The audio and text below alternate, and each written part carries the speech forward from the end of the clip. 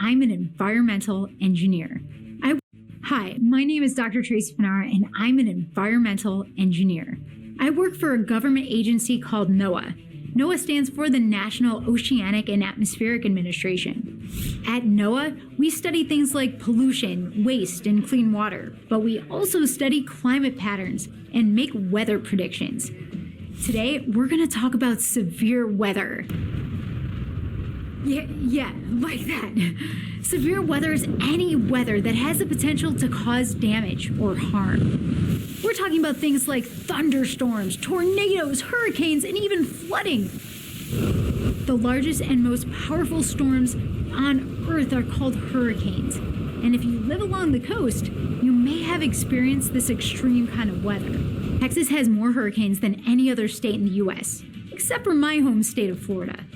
That's because the Texas coast is located on the Gulf of Mexico. Hurricanes form out in the Atlantic Ocean and follow the trade winds into the Gulf of Mexico. As the storm builds, winds blow stronger and stronger. When the winds reach 119 kilometers per hour, we call that storm a hurricane. The wind speeds in the strongest hurricanes can reach more than 249 kilometers per hour. That's strong enough to pull up trees right from the ground, cause massive flooding, and destroy just about anything in its path. I know that all sounds really scary, but there's good news. We can actually predict when and where these storms will hit. At NOAA, we keep a close eye on what happens in the oceans and in the air, and this includes hurricanes. At the National Hurricane Center, which is a part of NOAA, people work around the clock to predict when and where major storms and hurricanes will form and where they will go. Their job is to track these storms and alert the public as quickly as possible so that the people in the storm's path can evacuate those areas or seek shelter until the storm passes. Another type of severe weather event that affects Texas is a tornado. Tornadoes usually form during thunderstorms in the spring or the summer. Not every thunderstorm produces a tornado. In fact, most don't. Most tornadoes are about as wide as 4 football fields, but some tornadoes may be only as wide as a house.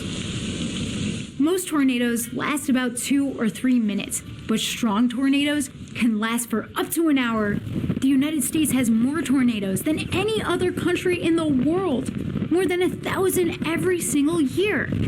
Most of this happens in the central part of the country, in an area called the Great Plains. Which state in the Great Plains do you think has the most tornadoes? Yep, you guessed it, Texas. But why is that? Well, it's all about location. The Great Plains is where warm, moist air from the Gulf of Mexico meets the cooler, dry air from the Rocky Mountains. The result is a lot of thunderstorms, and some of which produce tornadoes. Tornadoes are a lot more difficult than hurricanes to predict. It's difficult to tell which thunderstorms will produce a tornado and which ones won't, but we're getting so much better at it. For example, we have special kinds of radar that allows us to see where a tornado is likely to form and where it's already happening. Then we can predict the possible path of that storm to give people warning to take shelter. We have a lot to learn about tornadoes, hurricanes, and other kinds of severe weather, but we're on it. Maybe someday you can join our team. You can learn a lot more about these amazing storms and help keep people safe.